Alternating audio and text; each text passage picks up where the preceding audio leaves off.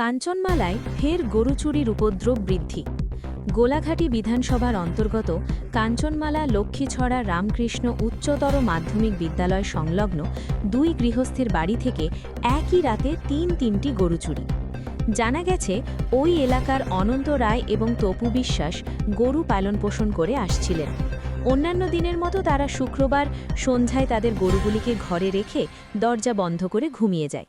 আচমকা শনিবার সকালে ঘুম থেকে উঠে গরু বের করতে গেলেই দেখতে পায় তাদের ঘরে গরুগুলি আর নেই। তখন তারা হতাশ হয়ে আশেপাশে গরুগুলিকে খুঁজতে থাকে। যখন তারা গরুগুলিকে খুঁজতে লক্ষ্মীছড়া রামকৃষ্ণ উচ্চতর মাধ্যমিক বিদ্যালয় মাঠের গ্যালারির সামনে গেলেই দেখতে পায় গরুর গোবর সহ গরুর দড়ি কাটা অবস্থায় পড়ে রয়েছে।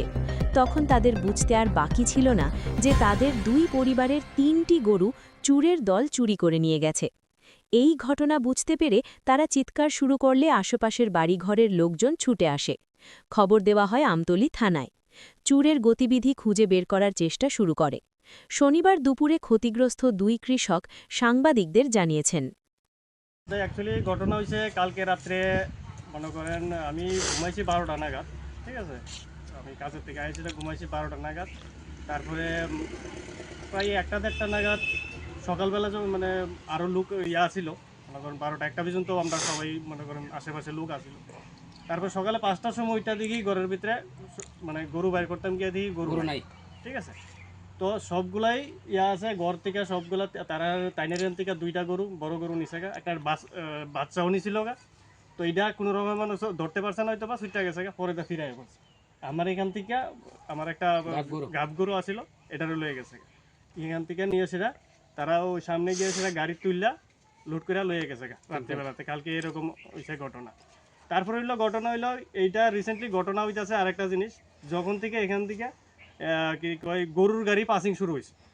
ঠিক আছে, এখান থেকে মনে করেন মহেশকলাদা হয়ে সেটা এমনাদা হইয়া কোলকুল্লা হইয়া এমনি একটা রুট আছে, এটা দিয়ে সেটা প্রত্যেক দিন গরুর গাড়ি যাইতেছে।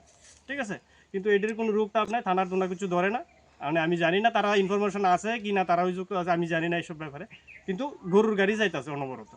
ঠিক আছে, তো তারা এটি যাইতেছে, এটি যে সময় থেকে চালু হয় গরুর চুরি শুরু হয়। এর আগে তো গত বছর এরকম হয়েছে, গত বছর না এর 1-1.5 বছর আগে এক বাউল বাড়ির থেকে প্লাস আমাদের এক বন্ধু বাড়ির থেকে প্রায় 4-5টা গরু লেগে গেছে।